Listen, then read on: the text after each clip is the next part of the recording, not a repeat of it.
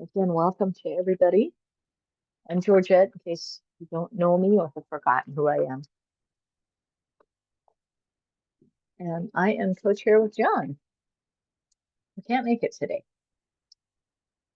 So I don't have an agenda. I do want to mention that the co-op conference in September is looking for presentations. So if anybody wants to do a CERC presentation, I think they're accepting them through July 11th. If you want to do any type of panel thing, work in teams, anything like that, if you would like me to be involved, I'd be happy to do that. You know, if you want to think about that and put in a presentation, it's always welcome. And if anybody's got anything, we can just go ahead and kind of start talking about.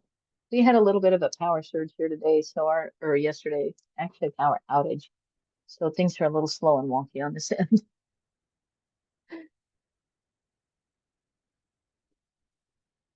So I don't know if we're going to introduce ourselves so everybody knows who's who.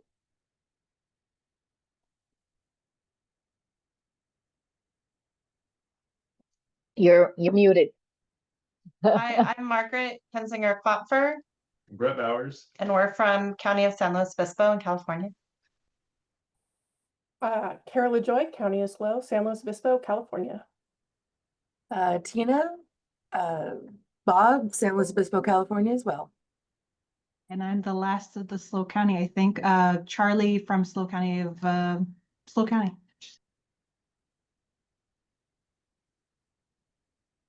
Maybe the Kansas people should go next. I'm George from Northeast Kansas Library System. Ashley from Central Kansas. Jason from Southeast Kansas.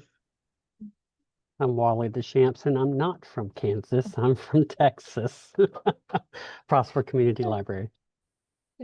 Georgette at Liberty Lake Library in Washington State.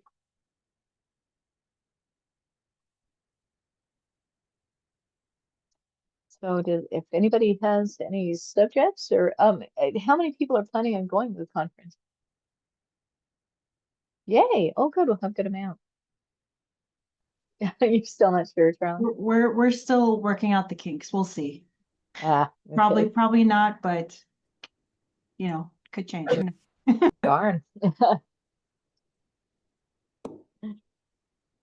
Well, I'm gonna go. I look forward to it every year. Is anybody here actually on the conference committee? Okay. Yeah. One of the things we've gotten away from was the workshop days, and so I put in a proposal for a workshop. Oh, good. Just a small group thing rather than a full-on presentation. It used to be we would do 2 days of presentations and then 2 days of like workshops and hackfest kind of things, but the last couple of conferences we've kind of moved away from that, and I enjoy that. So yeah. I've requested that the SIG groups do like some type of meeting rather than the quick that we did last year.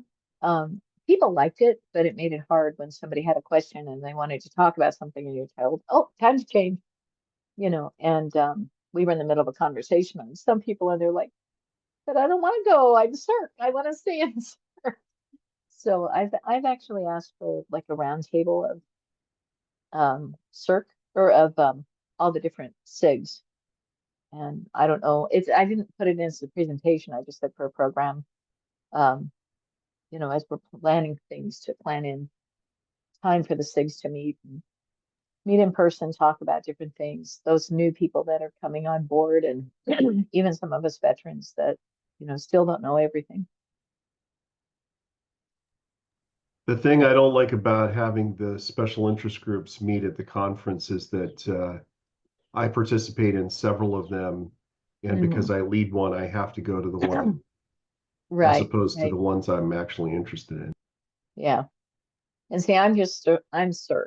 I don't do really too much more anymore. Used to, but not anymore. I'm strictly, I'm co-chair.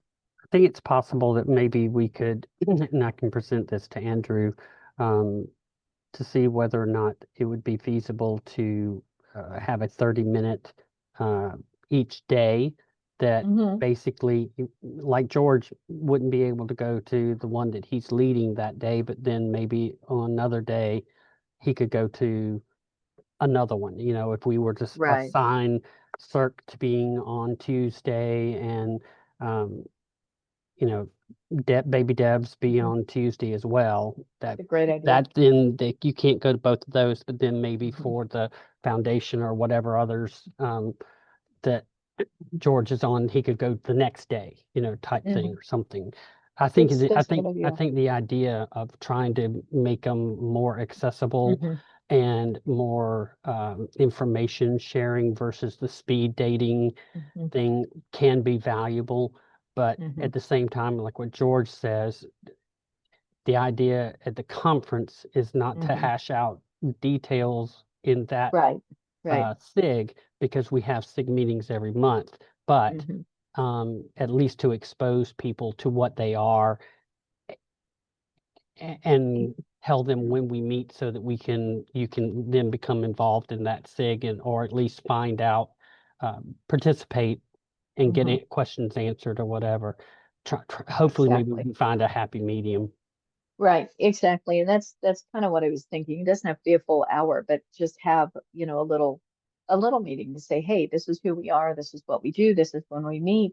It's also a good opportunity to, if people are new or they're experiencing some glitches or something, we have, we can make notes and we have Bywater there and we have people there that can help us and, things like that. We can take it to them and say, hey, here's something that we're all experiencing, you know, is this something we can talk about later on? And then we can take that to, the next meeting, the general meeting, whatever, the board meeting. So that was kind of the idea, was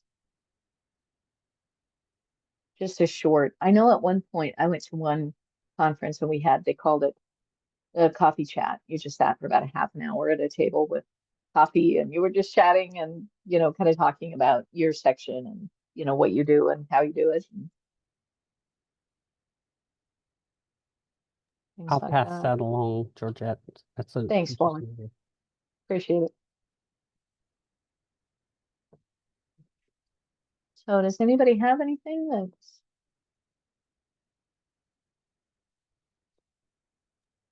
I had a question. Does anybody use the preferred name field in Koha and Aspen?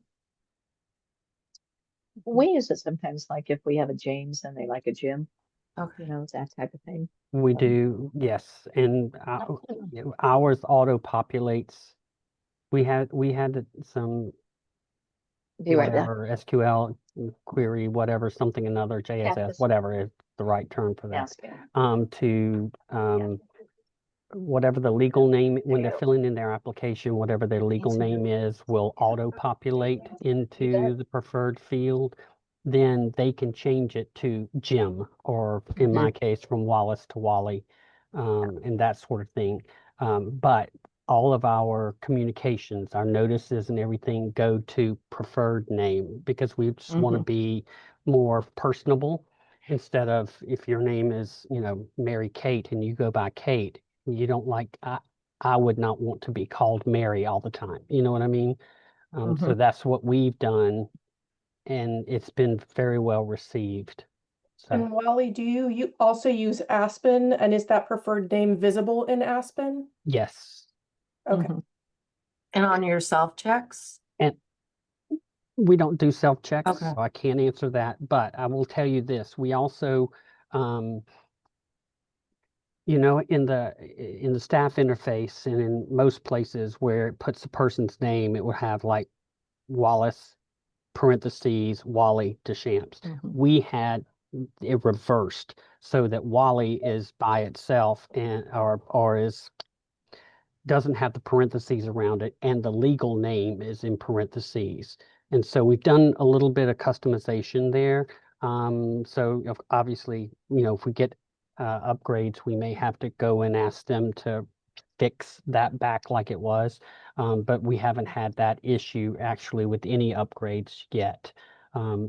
We've just done some customization to try to make the preferred name the visible name across all things except in the staff interface, where we kind of may need to know that from being able to verify that that person is really that person from their legal documents, driver's license, etc. I'd love to connect with you because I'm trying to turn that on for our Aspen, but I haven't figured it out yet. So if it's okay, can I email you after this meeting? Absolutely, yep. And So I guess, I will go and double check that, but I know my name is Wally in Aspen. My name is Wally in there, so my suspicion is that because you're using it backwards from the way it was intended, the reason Wally is showing up in maybe. Aspen Discovery is because you're using the first name field for the preferred name, and you're using the preferred name for the legal name. So that'd be the question that Charlie once answered: is your legal name showing up in Aspen the way you have it set up? Because I don't think it is yet. Okay. Which is why we're not Charlie, using let me it. check on that and see. Give me while we're talking, I'll plunder. Okay, cool. Because I remember the last time I was at an Aspen meeting, the enhancement for the preferred name in for when patrons sign on, it wasn't created yet for Koha users. I know like Sierra and Evergreen, I want to say, are like already done, but yeah, last I heard, we Aspen wasn't there yet with the preferred name.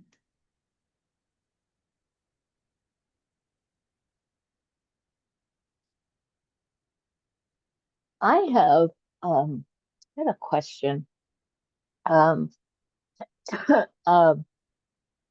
been testing out the claims return because I'd like to try and start using that. And I noticed that it works well as far as, it'll say this item has been claimed returned, you want to resolve it, and so on and so forth. My test card, which is my circulation card, now has like 10 claims returns on it because I'm testing it. And maybe I probably need to talk to Christopher and all that, but I'm noticing that like when it gets resolved and says, oh, it's found in library, it does not subtract that from the on the screen. It'll say, 10 claims returns or whatever. It doesn't subtract that, and it shouldn't basically, kind of punish the patron, or it shouldn't stay there, I wouldn't think, if it was our mistake and found in the library. So I didn't know if anybody else is having that issue, or if that makes sense as to what I'm saying. I mean, if they find it, it should stay on there as kind of a tracking mechanism, because if I notice a patron, constantly using the claims return, then I'm going to have a talk with them. But if it's a mistake we made, that should come off of that note, and I'm not seeing it do that. Georgette, we noticed the same thing, and the only way we found to fix that was to go in and manually delete the claims returned. Oh, okay. Manually delete. Thank you.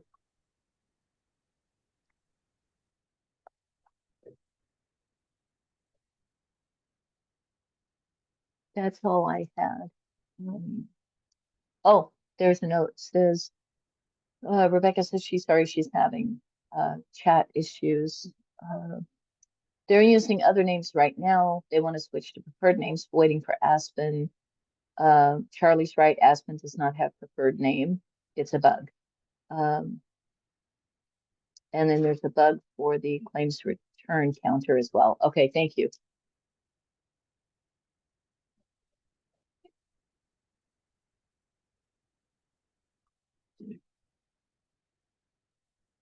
Okay. Thank you.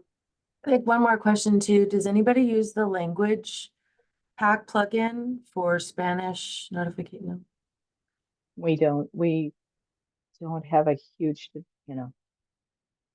Spanish speaking or other language. Kansas City, do you guys have bilingual notifications for your patrons, and how do you set that up? I don't think any of us are actually from Kansas City. Oh, sorry. Sorry. We used to have the Spanish language translations on our system, but nobody was using them, so I turned them off. If you turn them on, you actually have to go out and find somebody to translate the notices for you, and then you put them in as the second language notice. And then a patron that has their system set up to get the information in Spanish will receive the notices and the default notices for whatever language they're using. So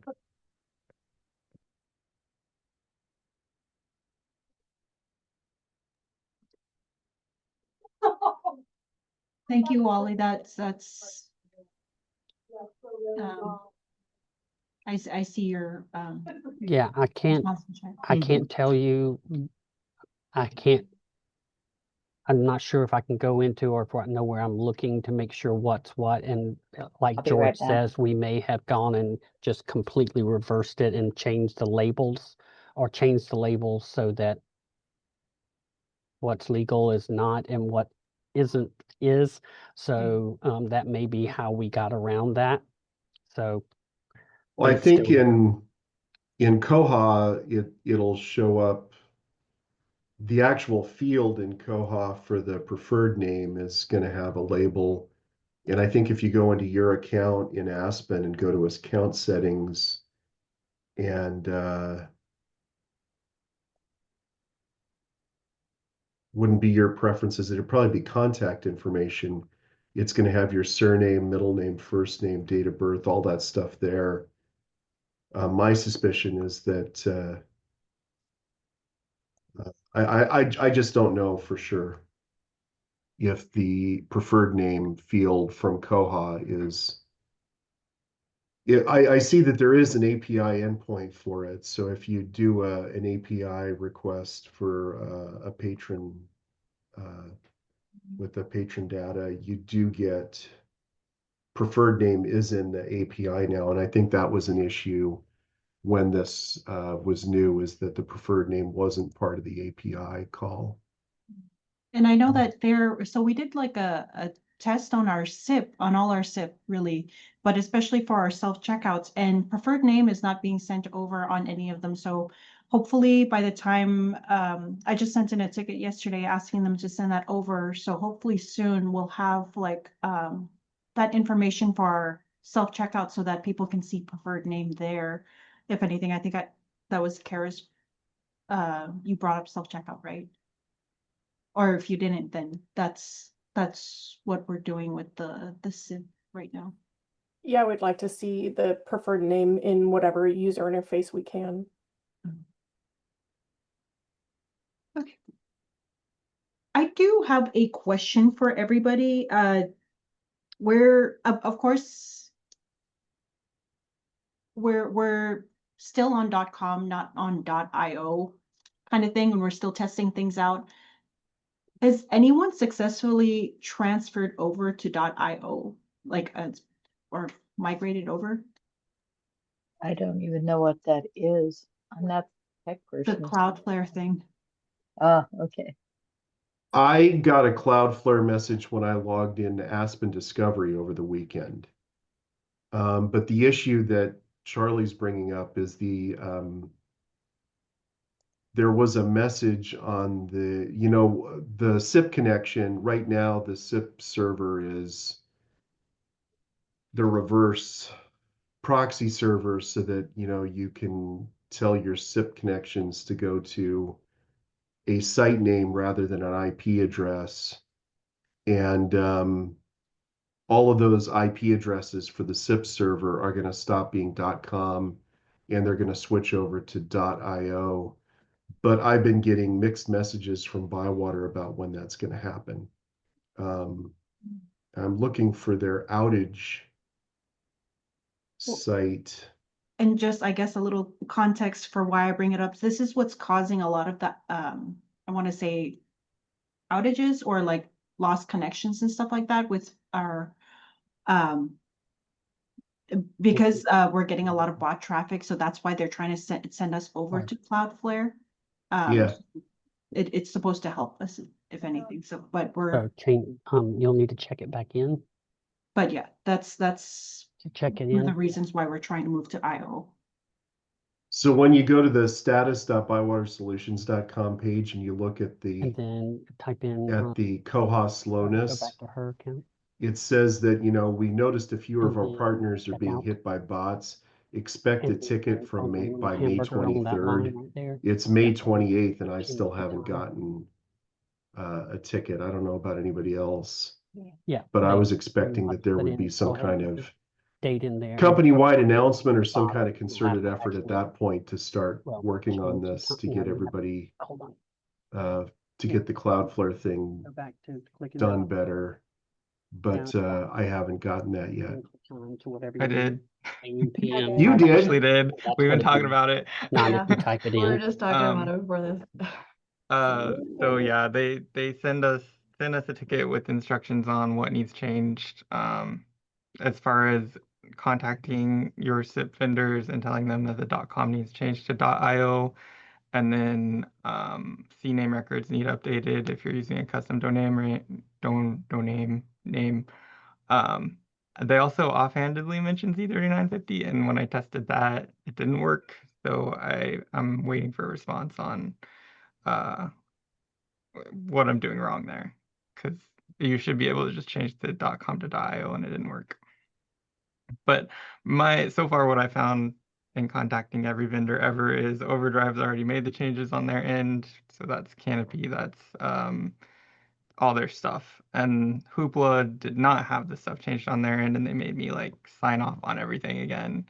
So, and then I've got outstanding emails to my libraries that are running Cybrarium, Biblioteca, for open access, and TechLogic for self-checks, and I haven't heard back from any of them yet. I love being in the middle when I can't just like contact a vendor directly, because it adds problems. And then we also have a bunch of on-site libkey servers that are authenticating through SIP, so I think our techs are going to have to go out and update all those.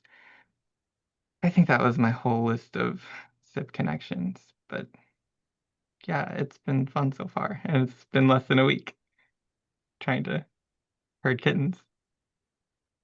So does that mean that there shouldn't be any like downtime between, like, you can just make the change from the .com to .io and it'll still work? So my understanding from the ticket is like the .io is active right now, like simultaneously with the .com. So like you can tell your vendors to start using the .io, and then at some point in the future, once all of our ducks are in a row, we'll tell Bywater, and they'll cut it over so the .com doesn't work anymore, and everything's just using the .io. But we're not nearly at that point yet here. That's good to know, because I was a little nervous to even start looking into how many SIP connections we have, much less contacting everyone myself. Yeah. And thank you. Before I started, there's a SIP testing tool you can download, and I just fired that up and put our stuff in there to make sure that .io is communicating, and it seems to be working fine for us. So taking it step by step I there. sent a ticket in just to say, what they sent out to us for those of us who are not in as far in the weeds as Jason and George and some of you others are. I said, send me more information. I don't understand. I mean, I understand what you're needing me to do, but I don't understand what I need to do specifically. And it's been crickets since. So I'm going to have to go back to that ticket. To me, it's been a very frustrating, it was not handled well. Let's just put it that way. Agreed. Can anyone hear me now? Yes. Yes. Oh, hallelujah. Hi, everyone. So we're about 85% over to IO. We also, Wally, have had crickets. We got one ticket and that was it. And we reached out. We ran all of our SIP licenses, and then we started contacting each vendor one by one and saying, this is what we need done. And then we started with our smallest vendor and flipped it over on their server just to see if they could get connected. And then the next day we did the next server and the next vendor, and the next day we did the next vendor. And last week we switched over Koha, and we had a ton of SSL handshake 525 errors. We've been having intermittent problems with logging in on Aspen. But that was even before, because Aspen, we've held off on switching over to Cloudflare, but Koha is behind Cloudflare now, and we were having tons of SSL issues that got resolved. So we're still trying to figure out some of the firewall network issues. We had a meeting with Bywater yesterday to discuss it. So there was some downtime and staff frustration. So Jason, did you say you went live with it? Not yet. No, we haven't done the like full cutover yet. I've just been contacting SIP vendors and telling them to update the info on their end. But like Yeah. the .io is communicating as far as I can tell. I have a where question. Yeah, it's been changed. we're holding off on Aspen until we get Koha. Sorry, George, I saw you on mute. Well, that's okay. I was just about to say, I just used the SIP testing tool and my SIP server, if I change it from .com to .io, it works on the SIP testing tool. So apparently they're working on it. They're just, rather than limited communication, I've received zero communication. So Can you explain what the SIP testing tool is? why don't I show you? Well, maybe that's not such a great idea because it's going to have a lot of, no, it won't have any It should just tell you it what has a little bit of is involved. confidential information in it. Uh, So I won't actually log in anything. So this is it running on this computer here, and you put your server information up here, your ports, your username and your password that you're going to log in with. And I've got it saved with a barcode number and a password for that barcode number.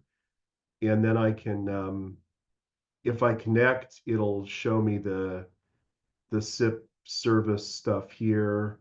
If I log in, it'll give me the login information. If I do a patron, if I do patron information, it'll give me it'll give me all of the calls that are going through SIP will appear in that window, which are full of unencrypted passwords. So I'm not going to actually run it and show everybody what those are. so really quick, you said I forget exactly what you said, but you said you talked to TechLogic, Jason, and as far as we know, we did a test for our IO stuff. The only thing that broke when we turned everything on were our AMHs.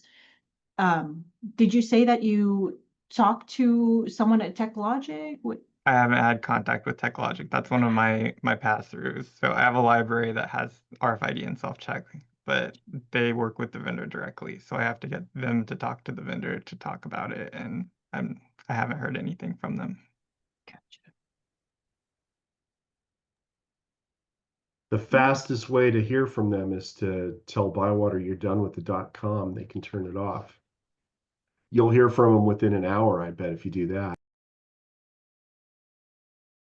Yeah, I had this whole week planned off for vacation, but I'm here today.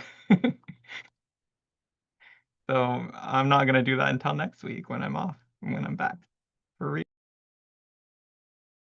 Yeah, tell Bywater on Friday afternoon to cut it off and then head off to Florida or wherever you're going to visit the sharks, I imagine.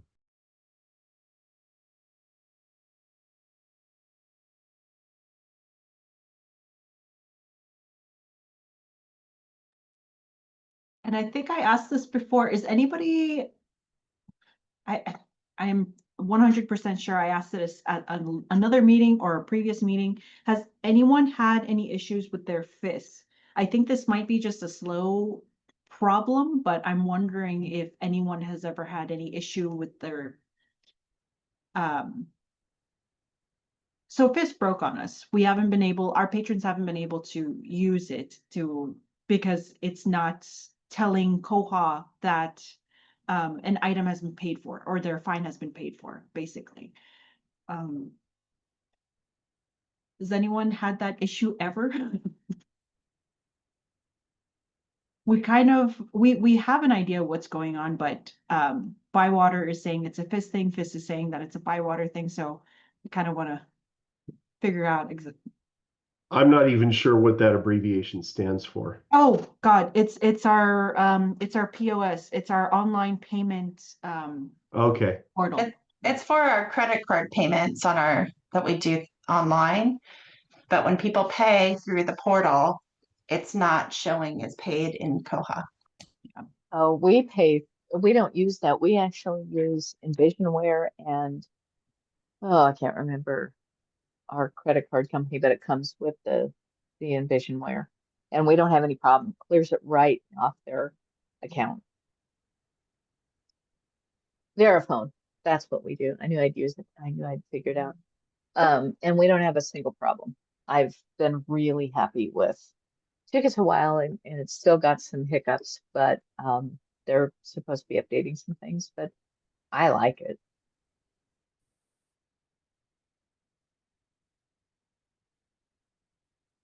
Yeah, so the payment is going through it. We're just getting like Yeah. failed postback notification. Just, we don't pay directly through Koha, and a lot of it has to do with reports, and they don't give me concise enough reports to be able to do my deposits. Being a municipal library, I have to be, and Washington State has some pretty strict laws and rules, so I have to have a better detailed report than what it's giving. So we actually have Envisionware and Verifone for the credit cards, and clears right off their Koha. They just mesh together, and I put their library card number in Envisionware, go to the fines, there they are, pay it, and everything does what it's supposed to do. Works really well. Maybe that's our problem. Maybe we should be at it with it. No, I'm just kidding. That's too much. We have other Envisionware products, so we were able to just kind of tag on to it because it is pricey, but it works really well. Yeah, I feel like we're right on the edge of getting this result, but we're just missing like a key piece. Well, we'll keep plugging away. If we don't have anything soon, it might be a thing to consider. But thank you. I'll look into you said Envisionware and who? Verifone, Verifone. Thank you. You're welcome. Does anybody else have anything? We still have some time. Does anybody go through and expire patron records in any kind of batch form? Not in batch form. Yeah, I have a process where it's complicated and convoluted and designed to meet the requests of our most difficult libraries. So our process involves once a month or so, I run a report that says these are the accounts that have been expired for 2 years and I could delete right now. And I add a borrower extended attribute to those accounts called patron is expired. Patron is 2 years expired, will be deleted at 3. And then that gives our members the ability to run a report that says these are the people that are going to be expired, that have been expired for 2 years. And then I run a separate report that generates a list of people that have been expired for more than 2 years that can't be deleted because they have things checked out, or they have fines, or they have guarantors, or they are guarantors, or they have guarantees, or anything that would prevent them from easily being batch deleted. And they get a separate expiration attribute that says they've been expired for 3 years and can't be deleted. And then there's a third report that says these are the people that have been expired now for more than 3 years. They have that first flag, and they've had it for more than a year. And I change them to they will be deleted in 2 months. Depending on the month, I have it set up so that there's There are actually 12 different patron attributes there. Right now, the ones that I expired today, because I did this process today, they will be deleted in August. And so they have a flag on their account that says this patron will be deleted on August 15th, on or around after August 15th, I guess is what it says. And then there's a fourth report that says these are the people that have been expired for more than 3 years, and I can't delete them because there's something preventing me from doing that, whether it's fees or checkouts or requests, anything that'll keep that from happening, they're tagged. And so all of my libraries have the ability to run this report. Only 1 or 2 of them do. One of them runs the report, and then they go in there and they manually renew all of those people. So I don't know why I bother with them. They're just because they don't want those people to be inconvenienced, even though they haven't used their card in 3 years. On the off chance one of them actually does come back, they don't want them to be inconvenienced. And then every month after the 15th, I run the report that says these are all the people where it says they're going to be deleted after this date, and I just run them through the batch patron deletion module. And then that way, and I don't delete them permanently from Koha. I use the thing that move them to the trash feature so that I can run reports so that people know how many patrons were deleted at their library last month. So you never anonymize? No.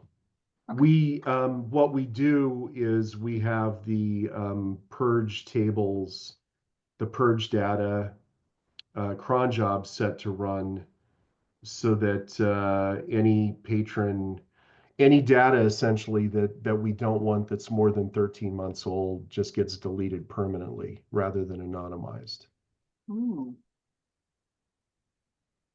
You see, we do something completely different. Of course, small library. So we had, even though we're part of a consortia, we do our own deleting. So I just run the expired patron report, download it into a comma separated in Excel, and I go from there.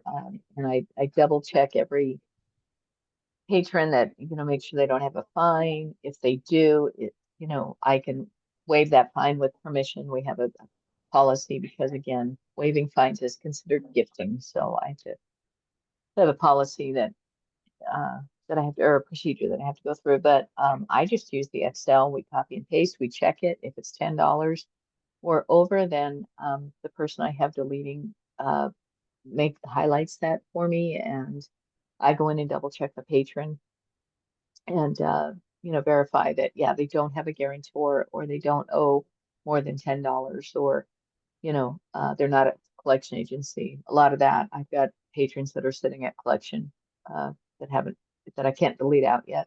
So mine's a little more probably time consuming, but I find it's a good way to clear my patron.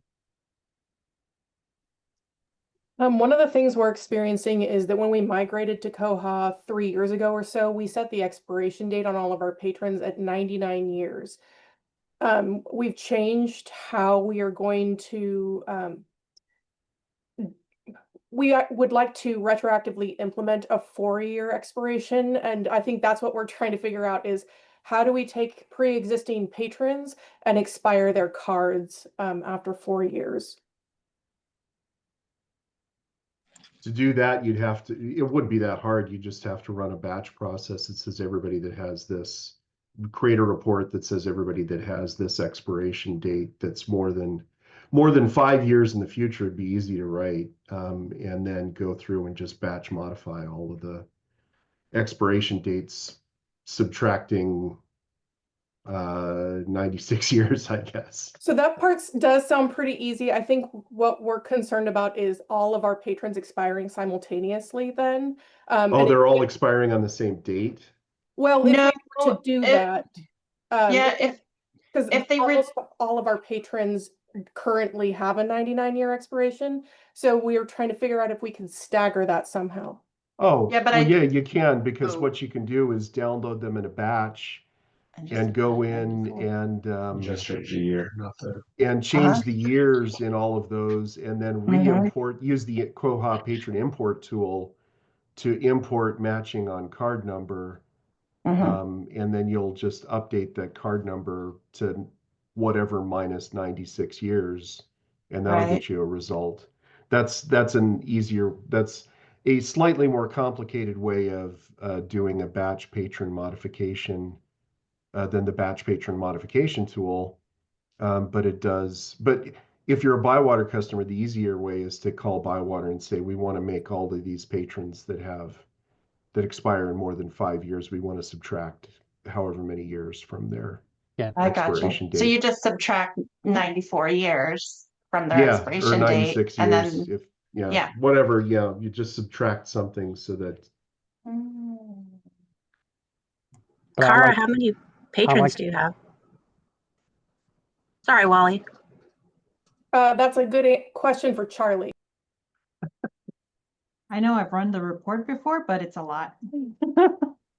I can't remember the number, but 50,000? no, way more. We had something similar when we migrated to Koha, and we used the last seen date. So that's another option, is just to say, make the expiration 4 years past your last seen date of each patron. Well, So you get that that's kind a of good idea. automatic staggered. that's a great really idea. smart. And we, like I said, we did the same thing. We just sent it, like George said, sent in a ticket and said, we need this based on whatever, whether it's your registration, like Trevor said, your registration date, your last seen date, whatever those types of things, whatever you want to do. And that will give you this, they can do it. They can work their magic in one fell swoop. They can do it a lot faster than you can. Yeah, because we're limited by 1,000 at a time, I think, for batch. The import, I don't know if there's a limit in the import. There isn't, I don't think, in the import tool. I import patrons for our community college every semester. And I've done 5,000-6,000 imports at a time. So Nice. I was curious as to how many patrons I deleted. In March, I deleted 10,000 patrons through my process. And that's because our policy says that we do it at least twice a year. We say that we do it at least twice a year. I try to do it 12 times a year, but this last fall and spring, I got behind because of we were migrating to Aspen Discovery. And so that purge that I did in March covered more than normal. For April, it looks like it was closer to 500 patrons. Which is more typical, about 500 a month that I delete. George, do you think that was because of all like your old 2020 patrons that just hung about? Well, part of it was because I hadn't done it in a long time, and part of it was because, yes, I think there were some weird things happened with because that would be circa 2020. We went through a long process during 2020. I made it so that nobody really expired that year, and so there were a lot of people that their accounts expired in 2021, and those were the ones that were ready to be deleted in 2024. And so from October to February, nobody got deleted, and then there was it's like the snake eating the rabbit.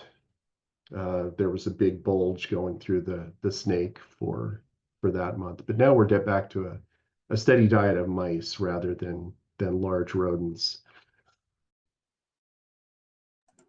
Yeah, I saw a similar thing because we migrated in 2020. So everybody was pushed out automatically for the pandemic and then the migration. And so when I ran it this time, it was quite extensive. And so I had to put a note in all of our reports, spreadsheets and stuff. It's like, this is why this dropped 20,000 patrons in a month. It's good to keep those kind of notes for future reference. Yeah, I have a graph of circulation, monthly circulation system-wide over time that was constantly, it in 2020, it was like this, each month you'd look at it and there'd be a huge drop. And we just got to the point where all of the 2020 data is no longer on that graph anymore. So it's like, it's back to looking like a graph again, instead of this weird thing with all of these cliffs, and it's kind of nice to see.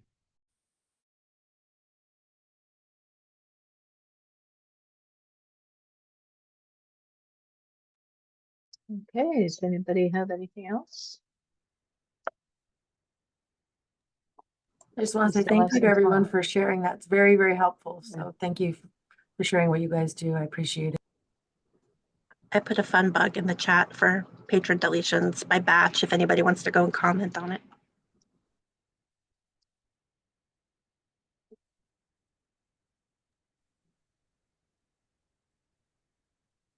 And I'm taking the long silence as you're all pretty much done. You know, if I have a completely off-topic question, it's okay to ask that now.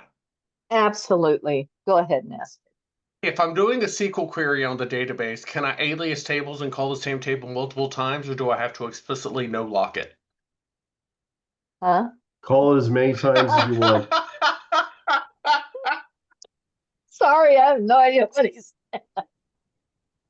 You can alias that thing 50 times. There's no limit. So Okay, and I don't have to Jason and I specifically say understood don't lock what it. you were asking. So I don't know about everybody else, but I understood, and I know Jason understood. So That's why I was like, this is so off topic. I'm so sure this is going to go over people's heads, but I'm just in the middle of something right now, so I wanted to check while you guys were here. So thank you. You're welcome. Anytime. I don't do the text, so it always throws me when I hear things. I'm just strictly, I'm CERC, I'm front desk, and I'm CERC, and I can do a little bit of tech, but I tend to rely on Christopher a lot. I had a quick question. Mhm. Georgette, I know that you use the incomplete return feature in Koha. Yes, Do you use that just for items that are return missing pieces, or do you also use that for items that get returned with damages? I use incomplete for missing pieces. I use damage review or damaged for damaged items. It kind of depends. Damage review means that I need to assess it. Damage means I'm not going to put it back in circulation, and that it has to be paid for. So there are two separate. So I use incomplete return and I use damage review and damage. So it kind of depends. But incomplete is completely like if you get a CD, you're missing one of the CDs, it goes in incomplete return. I think initially the people who helped us migrate chose not to use the damaged status because it doesn't automatically charge a replacement fine. Right. And so Right. how do you move from, so when you mark something as damaged, it's still checked out to the patron. What's the process after that? How do you charge? We actually check in the damaged item. We keep note, we can track the patron, and then the staff also put a little note in it that says, this is the patron and this is the damage. And then I go in, once I've assessed it, then I go in, or my one of the clerks that I work with, she helps me out. We go in and we physically put the charge on their card. If it's an item that we're going to charge for, then I just go in, and so the item is checked in. Once it's in damage, then on our system anyway, it cannot be placed on hold, cannot be, it's a damage. It's just sitting there. And then we manually put the fine on their card. So you create a manual charge every time? I do. Okay. I do. Yeah. It's probably not the easiest, but it works, for us. So we don't get a huge amount of damage. Summer is the worst. I always get water damage items during summer. People don't realize that if you put a book in a bag with a wet swimming suit or a wet towel, that book gets wet too. But and if you'd like more information, I'd be happy to share it. But yeah, we check it in. So the way it works is the staff puts it in damage review with the note. Then it comes to me. I look at the record, determine if I'm going to charge for it. Then I move it to damage at that point. If I'm just gonna note the damage, if it's like, say, just one wet page or two wet pages and it doesn't take away from the book, I might just note that. Then we just take it out of damage review, check it back in, and it goes. If it's damaged, it's not going back in the collection. So it's checked in, it's in damaged, it sits in damaged until it's paid for. Then at that point, we delete the item and give it to the patron once they pay for it. I guess one of the things that might be an issue for the way you do it as opposed to the way that SLO County does it would be, how big are you, Georgette? I'm what- not, gosh, we probably have 20,000, 25,000 items. I mean, we're not huge. So, yeah, it is very different, probably how we do it. I wish the damaged would charge. However, every library uses it different. I know, for a while, people would put it in damaged and it would still check out. You know, you could still place a hold on it because some libraries are like, oh, we don't, we'll just eventually delete it out if it's the point where it's unreadable. For me, damaged means it's a damaged item. It's not going back on the shelf. Patron's got to pay for it. So it's a different classification. So I think that's why for us, or maybe for Bywater, they don't put that automatic charge on there because everybody handles damages differently and they use damage differently. And for me, it was like every time, we'd have a damaged item and it'd be on the whole shelf. I'm like, no, I'm not giving you a damaged item. I absolutely refuse to send a damaged item out of this library. I won't do it. Sometimes they accidentally get past us because we're human, but I won't do it. So damaged, for me, works well. It's also, we will do a replacement. Sometimes we offer the patron can replace it. So if there's that charge, then I have to go in and waive that charge if it automatically charged it. If I know that they're going to replace it, I can just put a note on, you can block their card, put a note on saying patrons replacing item, so on and so forth. So I think that's one of the reasons damage doesn't charge. Yeah, we don't accept replacement copies any longer just because we were getting wrong bib record items. But Right. we use the lost status to initiate a charge, and then all of the item information is associated with that charge. The frustration is that patrons see an item as lost on their account, and they're coming to us and saying, well, I did in fact return it. It's in your possession. It's not lost. Right. So then we get into a fun semantics game about the meaning of lost. And so if we could somehow indicate that the item was damaged and that's why they're incurring charges. But right. Yeah, we don't want the metadata damaged. We actually want it to like cascade into charges and prevent circulation. But right. And again, I think that's why, because everybody does do it different. And we check it in because we were running into the same issue. It was damaged, not checked in. Patrons are saying, I returned that. Why am I getting overdue charges? So on and so forth. So we've decided to check the damaged in because then we still can retain the patron. I can click on the patron's name and go to their account. So, usually if I put an item in damaged, I'm charging for it. So I would like to see it automatically put that charge in, but because I'm part of a consortia and the other libraries in the consortia don't necessarily do that, it makes it difficult. Jason just commented, and I was going to say that there's nothing to stop you from creating a lost status just called damaged. Yep, I think I'm gonna bring that up with our operations committee because I think that's a really elegant solution. Just a lost a lost status that indicates that the item has been damaged and charged to the patron. That's great. That's what we did. And so we have under lost status, we have, damaged and paid for, damaged, claims return, lost and paid for, missing, that sort of thing under the lost.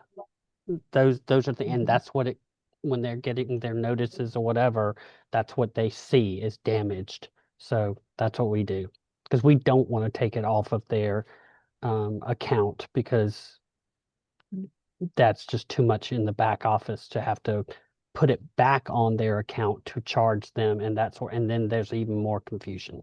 So I would do what you just said, have them do a loss status of damage so that it shows up that way. Yeah. And I think for me, because we are a smaller library, it works the way that we're doing it. But yeah, for larger libraries, probably not this. But it's also a good way for us. We keep our damaged items in a special location as well. So we know when a patron comes in, grab it, and they can pay for it, or they can come yell at me either way. I get that a lot. So tell us about authorized values bloat, Jason. No. How many how many lost statuses do you I only have? I only have 10 lost statuses. Oh, I've got 11, so I got you beat. I got 0. I have 11 too. I don't know, my shelf locations are the ones that got really bad. But they're down, I'm down to 150 there. That's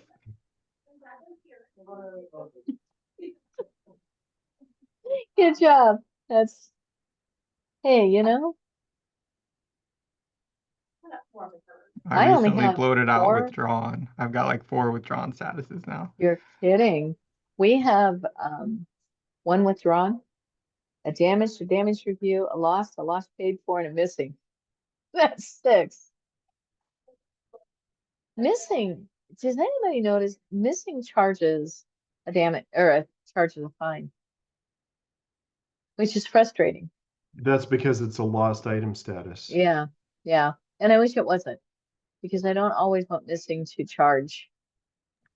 I wish there was better Mhm. control over, you know, which lost statuses are going to charge and Yeah. which ones aren't. You know, Same. before working with Koha, I was working with Voyager, where there's only one, and I can only have one status. Yeah. You can't have, you know, there isn't a separate set of damage statuses, it's a separate set of lost statuses, a separate set of not for loan statuses. There's one status. Right. And it has to do all the work you want. Yeah. Yeah, I'd like to see long overdue lost. Just drives me crazy.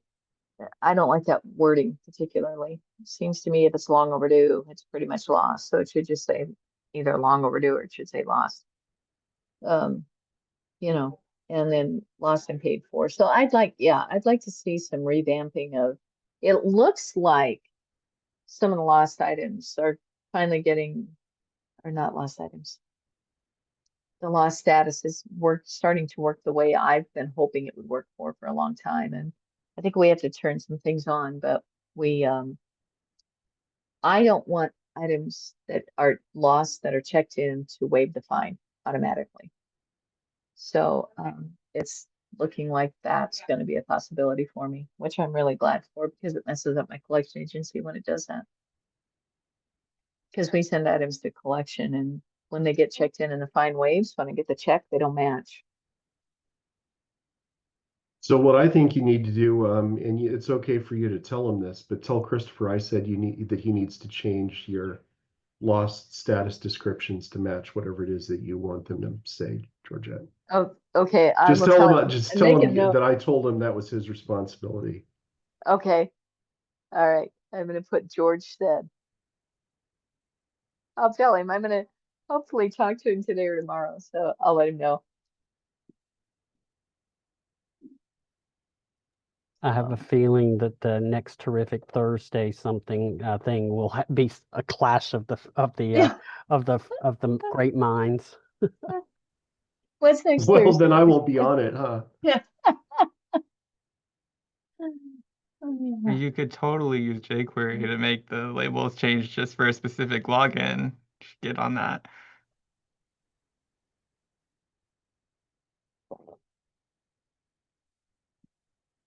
I swear there was a bug about way back when. We talked about this a long time ago about statuses and how they're awful and how we should really have control over like how a status behaves at the status level rather than the category level, but I can't find the bug. Yeah. And it would be a big bug. And I'm sure it costs a lot of money, but it would be I'm nice. sure it would. Yeah, I'd like that. I would like to see some changes to statuses. they just don't necessarily work the way, I mean, I understand for some big libraries, um, it works that way and checks in, and if you don't send it to collection, it's fine, but we send items to the collection agency, and when I get the check, they have to match. If I have to manually go back on and add that, then auditors start questioning, why are you adding fines back on the patron's card? Why are you, this fine waived, why are you adding it back on? And you have to explain it. Oh, my software system doesn't do this. And then they say, well, why are you using that software system? It's a, it's a catch-22. We actually encountered something this week where we were wishing we could make our own statuses. Not tack it on to a pre-existing status field, but we're circulating DIY material.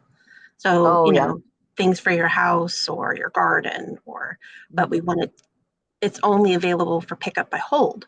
So we wanted to be able to have a status that said hold pickup only. Oh, okay. And when we work with Aspen, they only have set statuses that come from Koha. So we got into this whole back and forth trying to figure out how to do it. So we actually ended up using a damaged status for the item and then put that in as holds pickup only. And then we could somehow make Aspen show that, which then translated to our app. So it was a very clunky workaround, but we got it to work. But I would love to see a lost status, a separate missing status, a separate claims return status, a separate withdrawn status. And then if you need a custom status, you can make one. Right. And that's why I wanted to kind of have a chance to talk about these things, not just here, but at the conference where we have a chance to talk to people. But yeah, I don't want missing to charge fines. I don't necessarily want claims returns to charge fines, because I would go back and, we'd have a policy or procedure on how we would handle that. But it's like, they need separate, yes. And they need to work a little better, I think, than they work now.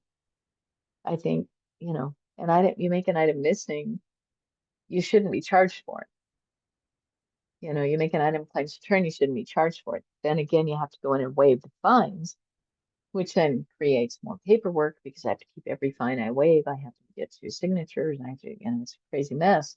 So we do one workaround, which again, you'd have to get it by Christopher, but you can control Jason said. Yeah, you can put the Jason said here. You can control at which locations that charge happens. So which page you're on dictates if the charge is going to happen or not. So the way we have it set up is from the items page, if you mark it lost, it charges. But from cataloging side of things, if you mark it lost, it doesn't charge. Right. It doesn't charge if we do it from cataloging, that I know. Because we're doing our inventory. And if we've got some missing items, cataloger makes them missing, they don't charge fines. But if they're somehow still attached to the patron's card and, we make it missing, then boom, it charges, but it shouldn't charge. That's almost the same as a claims return. And it bothers me. There's just, I don't know. I've been doing this too long, I guess. I want it to work like all the other systems that I've used in the past, which is a grand total of 2. So, well, we are a little past our time. So I guess we will have to shut this down until next month. And hopefully John will be back. He keeps saying he can't catch a break. He feels bad that he's missed the last few. And thankfully I've been able to kind of jump in and help out. So I hope to see you all. Will I be here? Yeah, I'll be here next month. I got some days off coming up I gotta use. So when is the next meeting? It should be, let me grab the calendar. I have it. June 25th. Cool, I won't be there. You won't? Why not? It's my daughter's birthday and we have tickets to see Weird Al that night in Kansas City, so. That hurts my feelings. It'll be the 7th time I've seen Weird Al, so. Oh, really? Oh, gosh. Yes. Cool. Well, That's happy money birthday well to your spent. daughter. Yes, yes, it is. Yeah. If we could have, he was here in Spokane, but didn't work around the, I saw him in Same Spokane at time the frame. fairgrounds in, Did you? I don't remember what year that was. yeah, we wanted to, but it just didn't work with our schedule. So, so We made weren't our able to go. schedule work around it. Did you? All right, everybody's popping off, so we'll see y'all next month. See y'all later. Thank you. Bye-bye. Bye. You're welcome. Bye-bye.